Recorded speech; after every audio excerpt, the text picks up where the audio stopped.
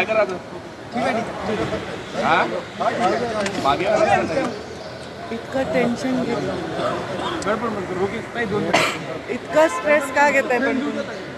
नाही, तुम्ही 8:55ची वेळ होती ना, आम्ही थोडंसं बिफोर आलो म्हणून ठीक आहे.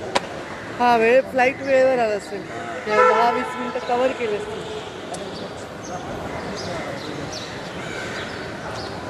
चला सुरू कर. काय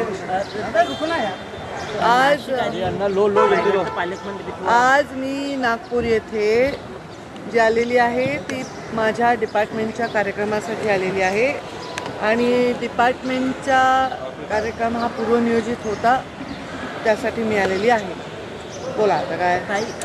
रायगड आणि नाशिकच्या पालकमंत्री पदाचा जो निर्णय आहे स्थगिती दिला आहे, काय नाही मला नाशिक आणि रायगडचा पालकमंत्री मला त्याची काही कल्पना नाही. विरोध दर्शनात आला होता.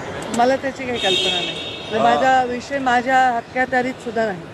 बीडचं पालकमंत्रीपद तुम्हाला किंवा धनंजय भाऊ दोघांना मिळण्याची अपेक्षा होती, मात्र त्या ठिकाणी तुम्हाला नाही. याच्यावर मी तर भूमिका आधीच व्यक्त केलेली आहे.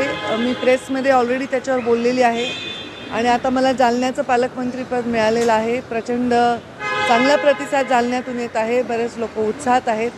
तर मी प्रत्येक वेळी एखादी मिळालेली संधी जी आहे ती संधी एक माझ्यासाठी अनुभव समजून मी घेत असते. प्रत्येक वेळी तुम्हाला सेम काम करायला मिळतं असं नाही.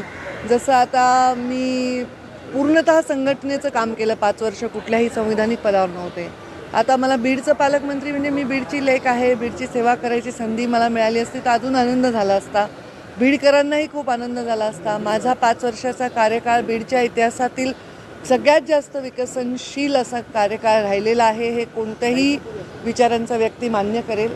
पण आत्ता जे निर्णय झालेले आहेत त्या निर्णयांच्याबद्दल कुठली असहमती न दर्शवता जे आपल्याला मिळालेलं आहे त्याच्यामध्ये जास्तीत जास्त चांगलं काम करण्याच्या भूमिकेमध्ये मी तरी आहे आणि जालन्यामध्ये काम करण्यासाठी बीडमध्ये मला डबल लक्ष द्यावं लागेल. आता बीडचं तर काही पालकमंत्री अजितदादा आहेच आहेत, पण संघटना आणि पक्ष आणि बीडचे कार्यकर्ते, बीडची जनता इतके वर्षाच्या सवयीने ती सांभाळत असताना अजितदादा सुद्धा आम्हाला पूर्ण सहकार्य करतील असा विश्वास आहे. धनंजय मुंडेंचं काल दादांनी एक प्रकारे कौतुक केलं आहे. त्यांनी सगळ्या प्रश्नांना एक प्रकारे उत्तर दिलं असंही त्यांनी.